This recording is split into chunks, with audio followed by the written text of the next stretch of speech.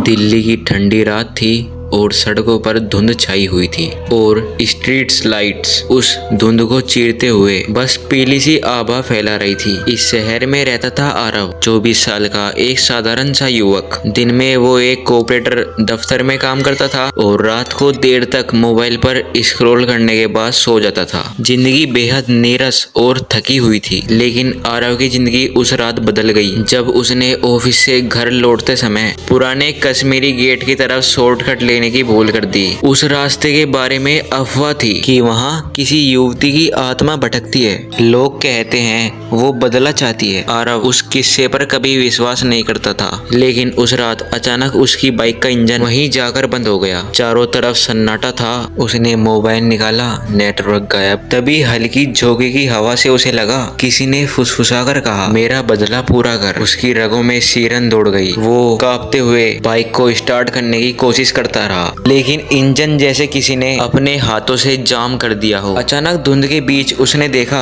एक लड़की, लंबा सफेद सूट, बिखरे बाल और खाली आंखें। आरव का दिल जोर से धड़कने लगा। लड़की धीरे धीरे पास आई और उसकी ठंडी आवाज गूंजी, मैं नयनतारा हूँ, मेरी हत्या हुई थी और अब मुझे बदला चाहिए। आरव पसीने से तरमतर हो गया। उसने कांपते हुए कहा, तुम मुझसे क्या चाहती हो? वो बोली, मुझे इंसाफ दिलाओ, वरना तुम्हारी आत्मा भी इसी धुंध में कैद हो जाएगी। डर और सहानुभूति के बीच झूलते हुए आरव ने उसकी कहानी सुनी। नयनतारा ने बताया वो एक कॉलेज की स्टूडेंट थी। एक प्रभावशाली नेता के बेटे के साथ नयनतारा के साथ अत्याचार किया और सच उजागर करने पर उसे मौत के घाट उतार दिया। उसकी लाश इसी सुनसान जगह पर फेंकी गई थी। पुलिस और अदालत ने चुप्पी साध ली थी। जब तक मेरा गुनाहगार सजा नहीं पाएगा, मैं इस रास्ते पर भटकती रहूंगी। उसकी आंखों से काले आंसू बहने लगे। आरव का दिमाग सुन्न था, पर भीतर से एक आवाज आई, अगर मैंने मदद ना की तो मैं भी दोषी हूँ। अगले दिन से ही आरव ने उस केस के बारे में जानकारी जुटाना शुरू किया। फाइलें, अखबारों की खबरें, पुराने थानेदारों से बातें की। सब कुछ एक जाल की तरह खुलने लगा। सच वही था जो आत्मा ने कहा था, लेकिन जैसे जैसे आरव गहराई में गया,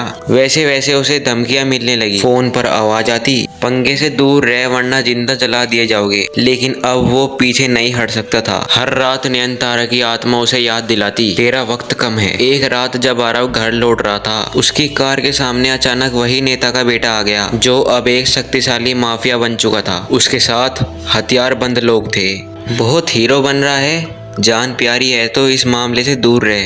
आरव को बुरी तरह पीटा गया और सड़क पर खून से लथपथ छोड़ दिया गया। लेकिन उसी रात हॉस्पिटल के कमरे में नयनतारा की आत्मा प्रकट हुई। उसने आरव के माथे पर हाथ रखा और बोली, मैं तुझे मरने नहीं दूंगी, तू मेरा आखिरी सहारा है।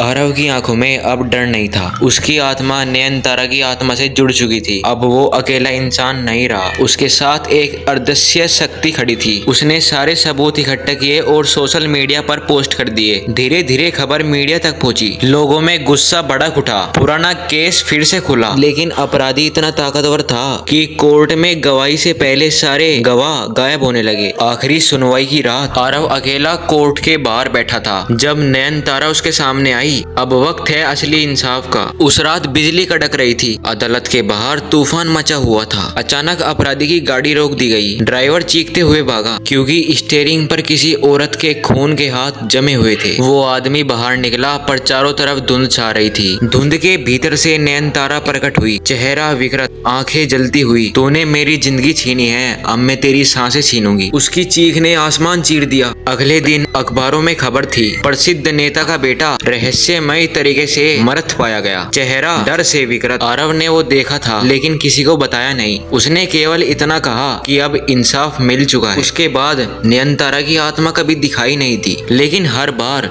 जब आरव उस सुनसान रास्ते पर से गुजरता, तो ठंडी सी हवा उसके कान में फुसफुसाती, धन्यवाद। आरव की जिंदगी अब वैसी नहीं रही। उसने सीखा कि कभी कभी हमें भटकती आत्माएं रास्ता दिखाने आती है, और असली बहादुरी डर से लड़ने में नहीं, बल्कि सच के लिए खड़े होने में है।